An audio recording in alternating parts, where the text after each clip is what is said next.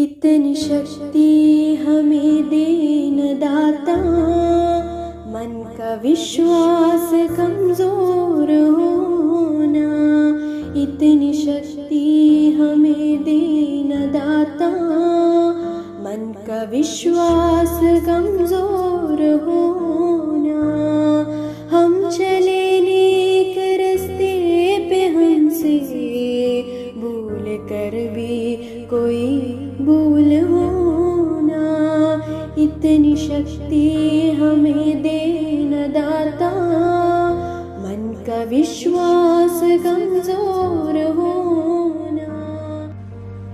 आदरणीय मैनेजर बशीर जी, प्राचार्य बीरा जी, अध्यापकों, अभिभावकों और मेरे प्यारे बच्चों, सबको मेरा प्रणाम। आज 14 सितंबर है। इस दिन को पूरे भारत में हिंदी दिवस के रूप में मनाया जाता है। हर साल हम इस दिन को हिंदी भाषा के प्रति सम्मान दिखाने के लिए उत्साह के साथ मनाते हैं। हिंदी भाषा दुनिया में बोली जाने वाली मुख्य भाषाओं में से एक है। हिंदी हमारे देश की संस्कृति और मूल्यों का प्रतिबिंब है।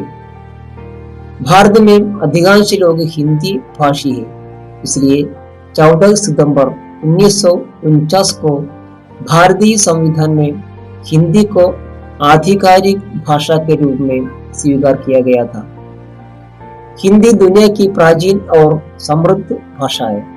यह एक सरल भाषा है और किसी को भी इसे बोलने और समझने में परेशानी नहीं होती। हिंदी भारत को एकजुट रखती है। आज के आधुनिक युग में अंग्रेजी का भी अपना स्थान है, लेकिन इस वजह से हम अपनी मातृभाषा को नहीं भूल सकते। आज हम हिंदी में बात करते हैं, लेकिन कई बार हमारे शब्दों में अंग्रेजी शब्दों का उपयोग किया जाता है। यही कारण है कि हिंदी के कई शब्द प्रचलन से हटाए जा रहे हैं और हमें ऐसा नहीं होने देना है। हिंदी भाषा के विकास के लिए हम सभी को एकजुट होकर काम करना होगा। हम सभी को हिंदी भाषा का अधिक से अधिक उपयोग करना होगा, तभी हम अपनी भाषा का उसके सही अर्थ में सम्मान कर सकते हैं। आइए हम सब मिलकर यह संकल्प लें कि अपनी राष्ट्रभाषा हिंदी के विकास में हम अपनी ओर से हर संभव प्रयास करेंगे और यथासंभव हिंदी भाषा का उपयोग करेंगे। सबको हिंदी दिवस की शुभकामनाएं। धन्यवाद। अब हम एक सुंदर सा गीत सुनेंगे। देखो मेरी सुंदर चतरी, नीली पीली मेरी चतरी, रंग बिरंगी प्यारी चतरी, बाजार से मैं लाई चतरी। देखो देखो मेरी छतरी, नानी मुन्नी मेरी छतरी, छोटी पतली प्यारी छतरी, धरती से ही पाई छतरी। अब एक कविता है। गुरु वो है जो जीने सिखा दे, आपके आप से पहचान कराते, तराश दे हीरे की तरफ तुमको, दुनिया के रास्ते में चलना सिखा दे। हमेशा दिखाया अच्छा मार्ग को तुम्हें वो अच्छा इंसान बना दे। मुश्किलों से लड़कर आगे बढ़ जाओ तुम्हें वो इतना समझदार बना दे। बताया वो तुम्हें कि जीत जाना ही सब कुछ नहीं, हार कर जीत जाने पर खुना सिखाता है। बुरे वो है जो जीने सिखा दे, आपके आप से पहचान कराते। धन्यवाद। महादेवी वर्मा के साथ एक साल का। नमस्कार, आप कैसे हो? मैं ठीक हूँ, आप कैसे हैं? मैं आपसे कुछ सवाल पूछने के लिए आया हूँ। हाँ बोलिए। लोगों को आपका योग्यता कब पता चला था? जब मैं कॉलेज में पढ़ती थी, मैं चुप चुप कर कविता लिखी थी, पर एक दिन मेरा दोस्त ने देखा और कॉलेज के सब लोगों को पता चला। तब सब लोगों को पता चला मेरे अंदर एक कला है। और दूसरा सवाल, आप कितना कविता लिखे हैं?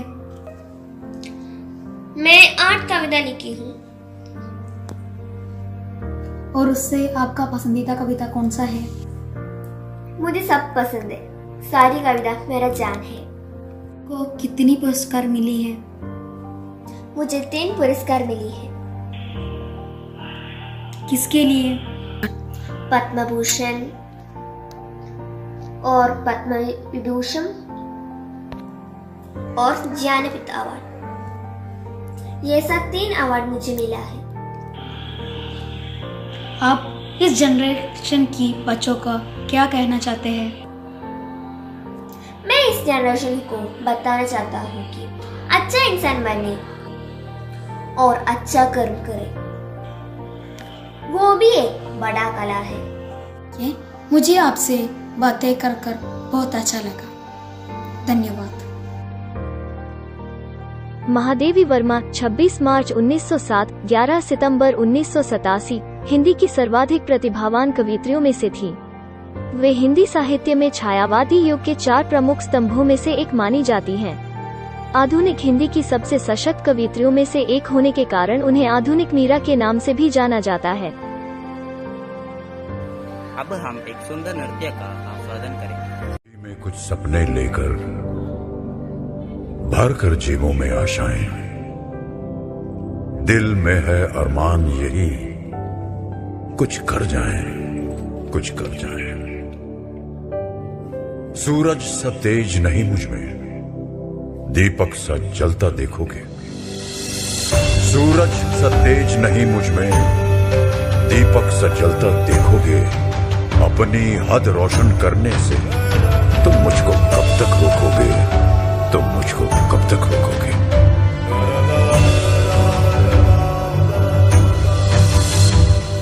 मैं उस माटी का वृक्ष नहीं जिसको नदियों ने सींचा है। मैं उस माटी का वृक्ष नहीं जिसको नदियों ने सींचा है। बंजर माटी में पल कर मैंने मृत्यु से जीवन खींचा है। मैं पत्थर पर लिखी इबारत हूं, मैं पत्थर पर लिखी इबारत हूं। शीशे से कब तक तोड़ोगे, मिटने वाला मैं नाम नहीं। तुम मुझको कब तक रोकोगे, तुम मुझको कब तक रोकोगे।